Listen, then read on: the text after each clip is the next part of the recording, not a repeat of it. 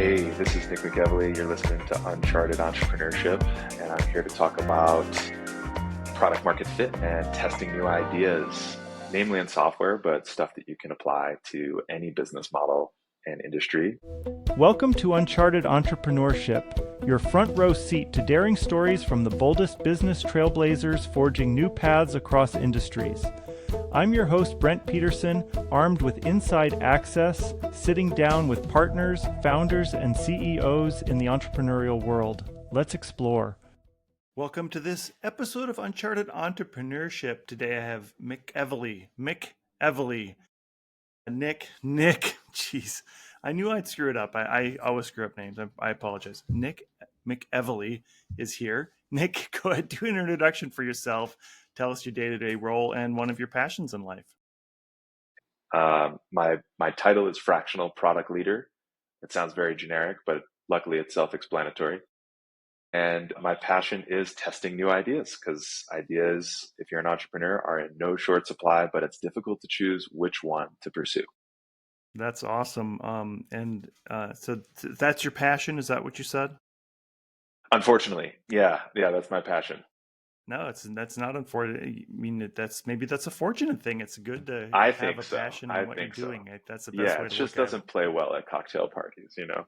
it. Right. Yeah. Imagine being a developer. Like you have to go to a developer cocktail party and then talk about That's true. launching your Node application. All right. So before we get started, I'm going to tell you a joke. All you have to do is give me a rating 1 through 5. I call it the free joke project. So just a rating of the joke 1 through 5. Here we go. It's hard to imagine some people actually like to collect old magazines. They must have a lot of issues. I'm going to give it a 4. Yeah. I'm going to give it a 4. Delivery. I'm going to say I kind of screwed up the delivery on it. It's okay. But thank you for the with 4. humor, I feel like well, of course, you're hosting. Delivery is everything in humor. Timing, as they say, is also everything in humor. But I love this project. It certainly gets you a lot of repetition, so you can perfect that delivery. That's right. I've had 300 times to say it, and I say it wrong 80% of the time. Anyways, so let's dive in. So fractional product, I love that. So tell us about that role, how that looks. How does that work with a fractional CTO, fractional CMO, all those other fractional items?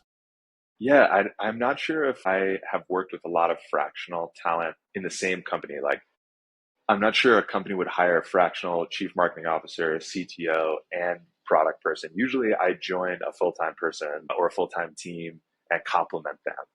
I would say that it's way more common to have a fractional chief marketing officer or a fractional chief financial officer or a fractional, CTO. But the need for fractional product is definitive and I think is popularizing. I would say the reason why fractional product leadership is so important early on is because it helps you avoid a lot of mistakes and saves you money. Product is a delicate process. Finding product market fit early on in a company is really difficult. And most early stage companies can't afford full-time senior leadership, mid 6-figure salary. And so what I've done is created a practice that allows early stage companies with limited budgets to get access to senior level experience and build processes that are really healthy into their company's culture early on.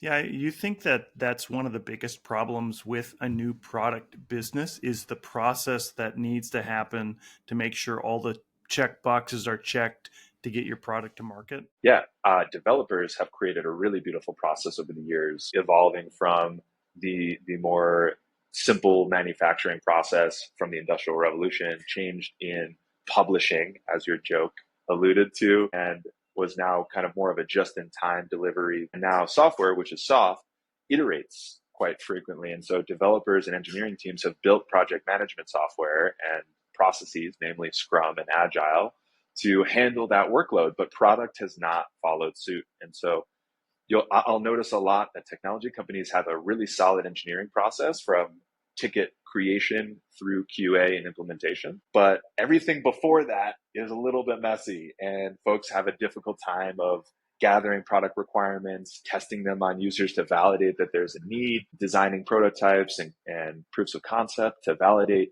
something. A lot of times engineering effort costs a lot. but it's not de-risked. So if you're going to spend $50,000 on a feature or $1 million on a new product line, it really behooves the team to de-risk that execution. And that's a lot of what I spend my time on. Yeah, I think that there is a big gap between product management and project management.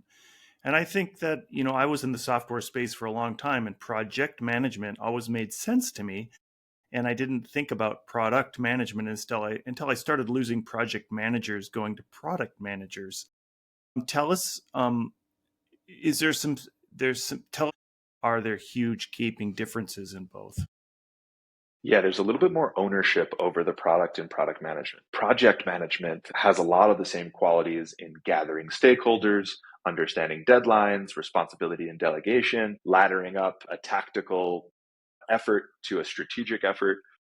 But product management differs in the sense of its specificity. I think most product managers are in software. It's where the role really originated or found its footing. Project management spans a bunch of different industries. And so as project managers kind of evolved or became product managers, they realized that there was a gap in the process, namely gathering requirements. Project managers are not responsible for the origin of an idea. They're responsible for the execution of it.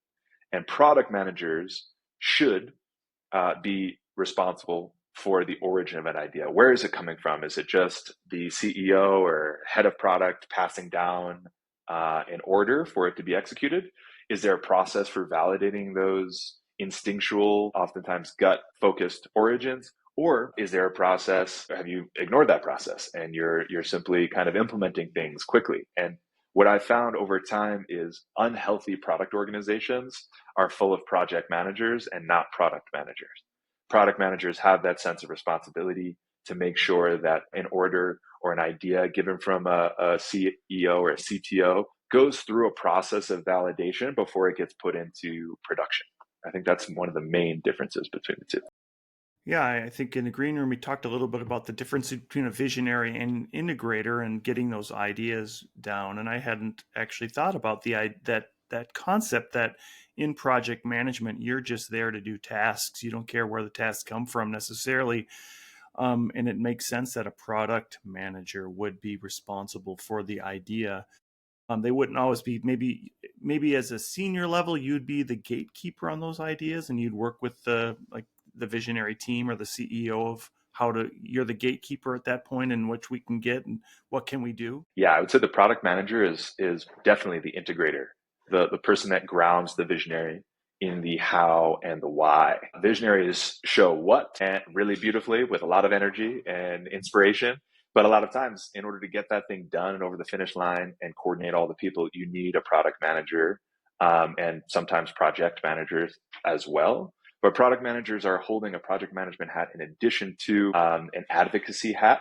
They're making sure that the voice of the customer is being represented, and they're making sure that business needs and engineering and kind of user needs are being recognized and weighted and prioritized in the right way. Because this one feature lives in an entire roadmap of features that will go on and on, hopefully. And it is the product manager's role to make sure that those features are being rolled out in the right sequence. We're allocating resources in the right way. And I've heard them often be described as kind of small CEOs of their product line. And I really believe that there's truth to that. Do you think that there's a gap when it comes to a founder startup looking at a service that's a software service that turns into a SaaS service, which really is a product, that they look at it as just another software product that we're there, but they make it into a release and it goes out as an app or something like that? Because there is a correlation between having a physical product to having a online product, right? Can you ask the question a little differently? I'm not sure I understood. The difference between a software project that maybe has an endpoint like a website to a SaaS product that you're delivering online to somebody. I think Yes. maybe founders see that as a software when it's actually a product. I agree. SaaS tools are constantly being worked on, as they should. Websites could fit that description, but certainly get put on the shelf and have a little bit longer of a shelf life before they're revised, I've noticed. Whereas SaaS tools are being revised constantly. And so that's the reason why you need a product manager, actually, is because that cyclicality and that iteration, you need to have foresight into what this thing that you're developing now will become and how that will evolve and join other product lines, how you'll upsell, how you're merchandising and commercializing these things. So the product manager's role is far more complicated and nuanced, and it has more responsibility for the delivery and success of that product. So once a product gets put into market, it is then that product manager's responsibility to make sure it's being used properly, that the analytics are showing, positive impact. And folks, product managers that aren't taking responsibility for where that feature came from, the idea, the early stage of it, validating it before it gets put into code, and product managers who are avoiding the analytics are not doing their job fully. And I see this either on one side or the other side of the token. They're more project managers taking in requests over here and pushing out quality assurance and tickets over there, and don't have the certain sense of responsibility that they deserve. And a lot of the times I've noticed that is because of a culture, an organizational culture, where responsibility is centralized to an executive and not given and allocated appropriately to product managers and people who are closer to the customer. And I think that's a really big change that has ripple effects throughout the organization. So empowering CEOs out there, CTOs out there who are just delegating and giving orders down to their product managers instead of asking them for guidance or asking them what they think, what direction should this product go, I think are making a big mistake on an organizational level. And they'll see improved morale, improved productivity, results, and insights that are more in touch with their customer when they empower their product manager. A multi-part question, but at some point, everybody knows they need a product manager, and maybe they're a single person startup who's just developed a product. They need to hire somebody. At what stages do you go through to say, okay, you need a product manager, you need to hire me as a fractional product owner, and then at some point you need to hire a chief product officer? How do you navigate? How do you, I guess, help the founder understand those different hiring needs? Absolutely. I think this is going to change. So I hope our listeners keep that in mind. Right now, product managers scale and hire based on developer count. So if you have one developer, you probably don't need a product manager. If you have two or three, that's when I would consider bringing in a product manager, because those developers are now pushing out code at a rate where they're unable to talk to the customer or unable to question the origin of the feature. So at that point, I would say maybe 3 developers, definitely get a product manager. 4 or 5 developers, definitely get a product manager. If you go to 10, 12 developers, you need 2 product managers, right? So keeping that ratio roughly the same, I think, is really smart. And the same would go with designers. For every 5 developers, you need 1 designer. And as the team scales, you might be able to gain some efficiencies, but I've noticed that trend is stay the same. But this is bound to change as AI and new tools are coming out that make development more efficient, that make product management more efficient, that make design more efficient. And so I think that ratio is going to change. I'm excited to see how it goes. But in the past, that's the pattern I've noticed. I've spoken at many events about just customer experience in the frame of project management. And the one thing that I learned is that developers are terrible at talking to clients, but they are great at promising something to the client and promising in a time frame that is no way achievable. If we make a distinction for project manager, I would argue that you need a project manager when you have one developer.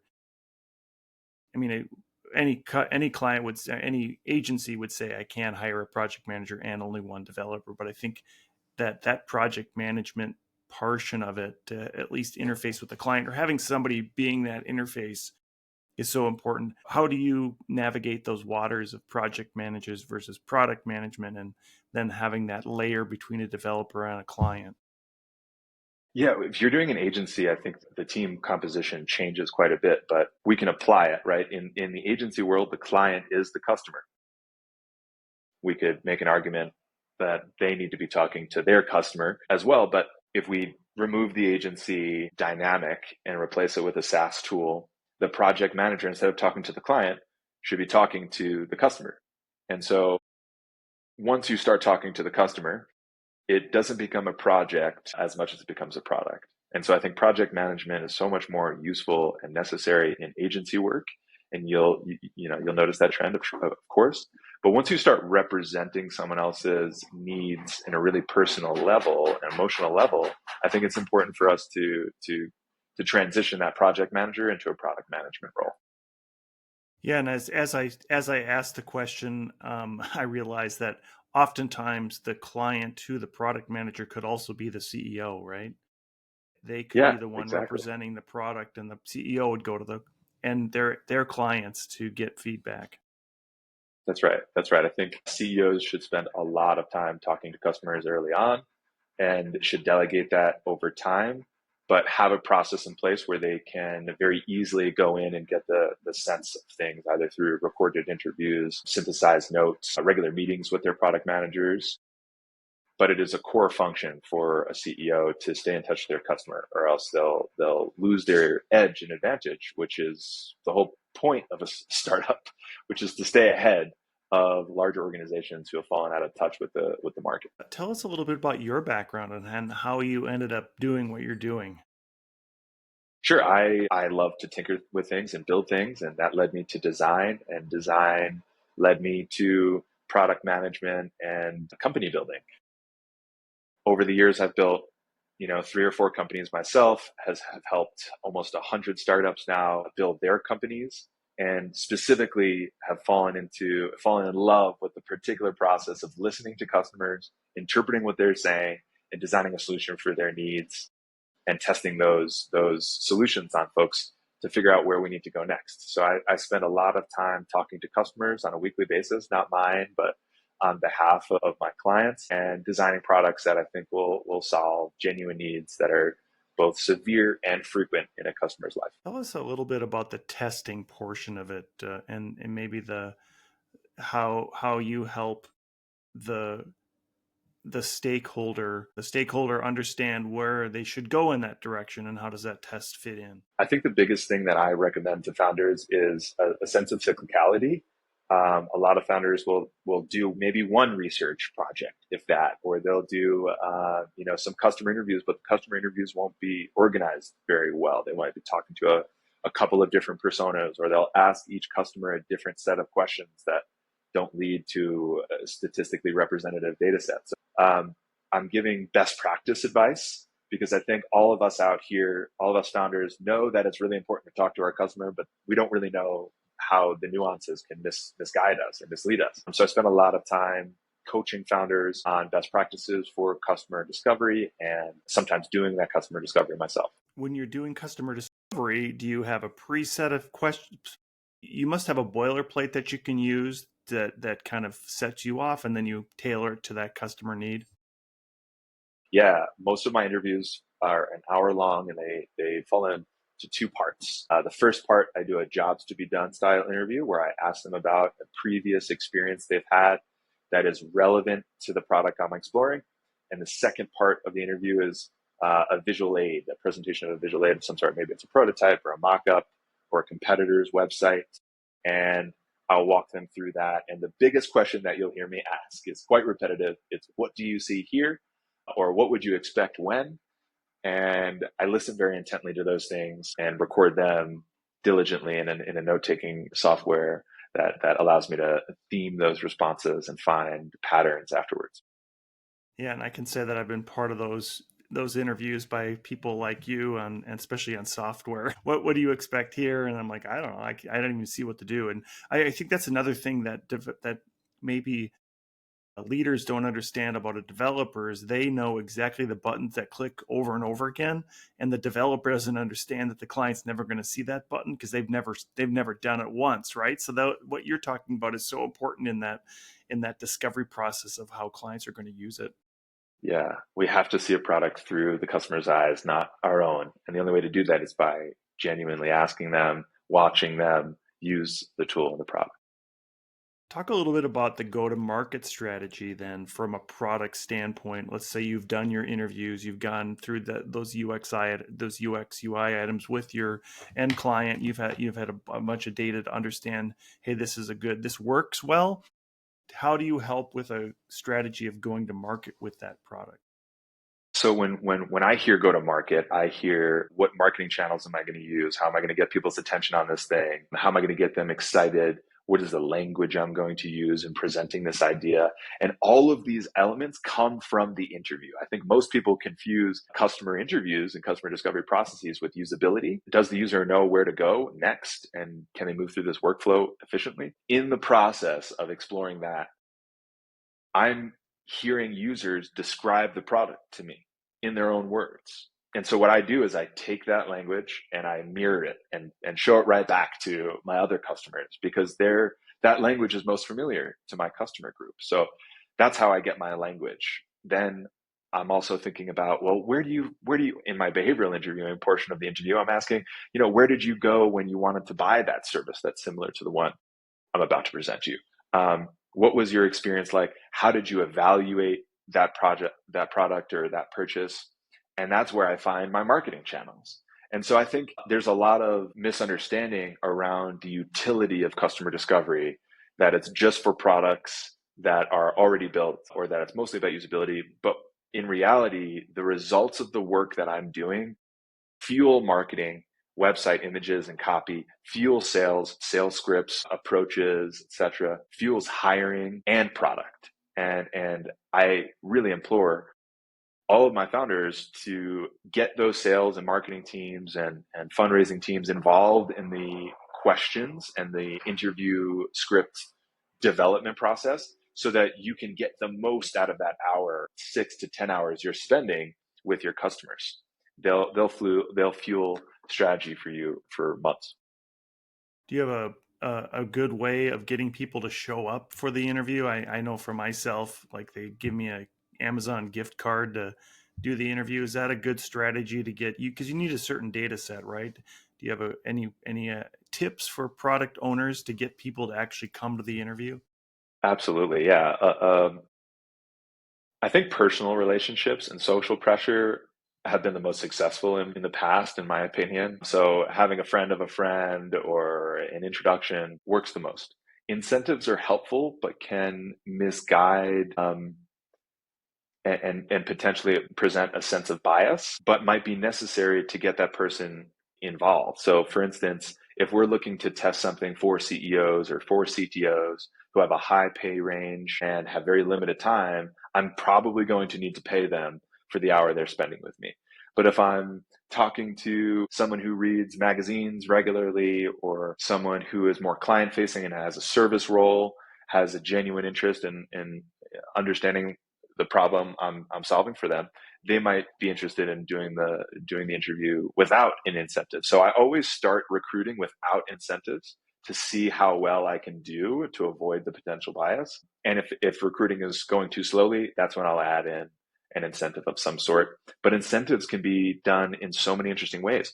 You can do donations to nonprofits so that the person isn't directly benefiting from that incentive. You can do gift cards. You can do shout outs. You can do early access to your product. There's so many ways of thinking about it. So I would encourage folks to think more creatively about what their incentive is outside of the Amazon gift card.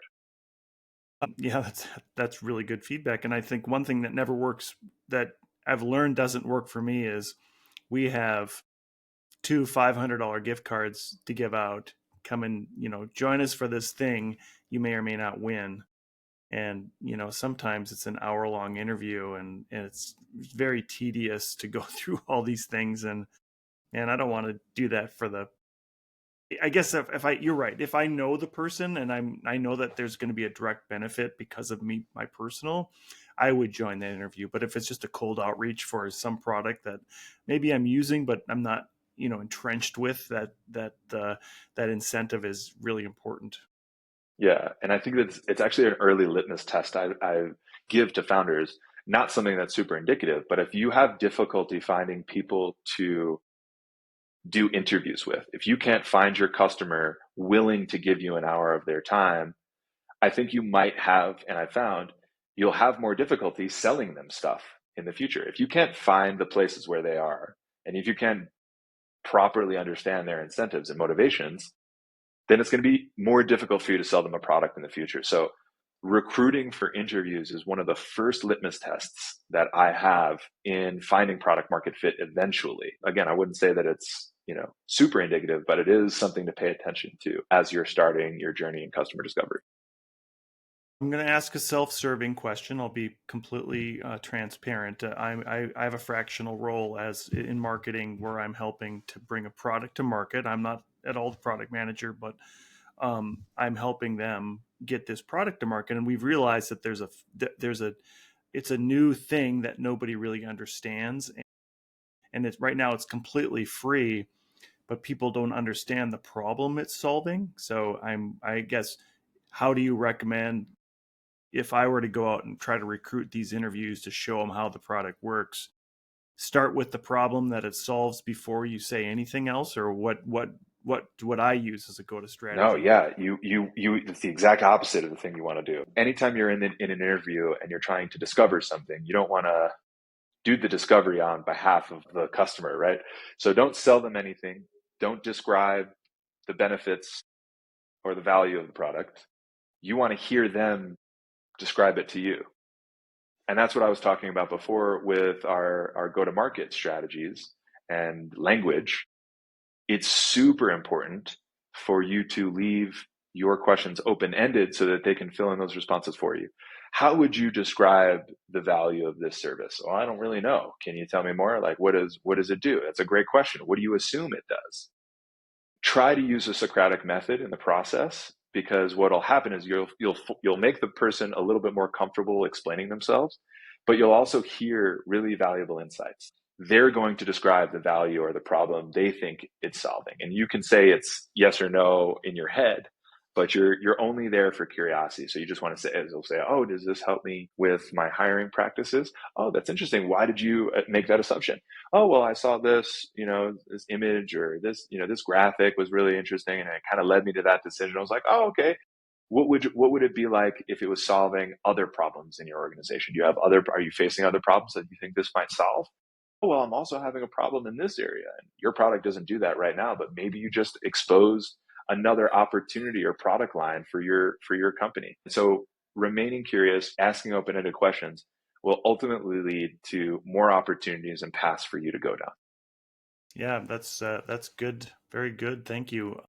I'm going to employ that. Nick, so as you help other founders do that, how do you introduce yourself? How do you show the need for your services, and what are the core things that you represent that helps a founder to ultimately get their product to market? I use a little bit of my own art or my own skills in user interviewing when I'm talking to founders who I think there might be some fit with. And I ask them questions about, how is their product getting delivered? Like, what does your product discovery process look like now? Do you find that when your product or features go into development that there's delay in their release, or a lack of fit with the eventual users? Oftentimes they'll say yes. And then I'll ask about their team construction. Do you have a UX designer? Do you have a product manager? What does your development team look like? And oftentimes I'll expose an area where I'm a really good fit, and then I'll talk about the results of how my inclusion in the team might improve some of the outcomes. I am more willing, I think, than most fractional folks or contractors to say that it's not a good fit, because I've had enough of those poor fits, where ultimately I'm either unhappy with my day or they're unhappy with the work I'm doing. And that just, in a referral based business and a service based business, that just ultimately leads to negative impacts for me. So I always want to make sure, candidly, that there is a good fit between me and the company I'm working with, or the founder and leadership team I'm working with. What is your predictions now for these next couple of quarters? I think, well, first I'll ask, do a lot of the product development go into sort of stall during Black Friday, Cyber Monday, or is that completely different? Like, it's a different market, then nobody's really worried about it, or maybe they're not going to launch at that time unless it's something that is going to be relevant to that market. Is this a time where it's slow for you, and that you may be doing more development instead of seasonality is always important. It's very industry dependent. So for e-commerce folks, I can imagine they're heads down and have been for the last few months and are probably in their testing cycles, hopefully before a release at the beginning or middle of November. But I would say that folks, there was a depression. I work mostly with venture-backed companies, and there was a decline in venture funding for the last year or two. And I'm noticing that there is actually a little bit of an uptick in venture funding and new companies that have forgive my language, but have their shit together. So I think that there's been a correction in the industry, the venture industry, where stronger founders are getting more capital. And that really helps me and folks like me and fractional leaders, because we get to choose founders that we really like and can support them in the ways that will lead to their success in the next couple of months and quarters. Nick, we have a few minutes left, and at the end of my podcast, I give everybody a chance to do a shameless plug about anything they want. What would you like to plug today? I love to plug Hawaiian shirts. I'm really inspired by you today. If you're in a bad mood and you don't know why, I would recommend bright colored Hawaiian shirts. Definitely my plug for today. Thank you. That's awesome. Thanks, Nick McEvily. I got it right. It's been such a great conversation. Thank you so much. How do people get in touch with you? I've got a website, nickmcevily.com, and I'm on LinkedIn, Nick McEvily. Please look me up. Happy to chat. That's great. Thank you, Nick. I really appreciate it. It's been a great conversation. I'll make sure I get those contact details on the show notes. And thank you. Uncharted Entrepreneurship is a production of Content Basis, LLC. Copyright 2023. You can find more award-winning content at contentbasis.io.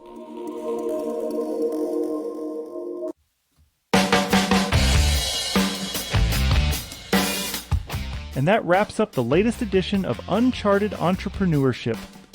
Bold tales from entrepreneurial trailblazers. I'm your host, Brent Peterson, signing off after an incredible fireside chat with one of our intrepid trailblazing guests. Their first-hand perspective on conquering the unexplored wilds of business is just a taste of the rare wisdom you'll discover from pioneering entrepreneurs on this show. I also invite you to join me each week for insider commentary on the startup scene and digital marketing landscape on my Talk Commerce podcast. You can find Talk Commerce wherever you download podcasts or go to talk-commerce.com. I'd be grateful if you left a review and rating for Uncharted Entrepreneurship to help more bold founders find their way to game-changing insights that empower ventures to transform communities.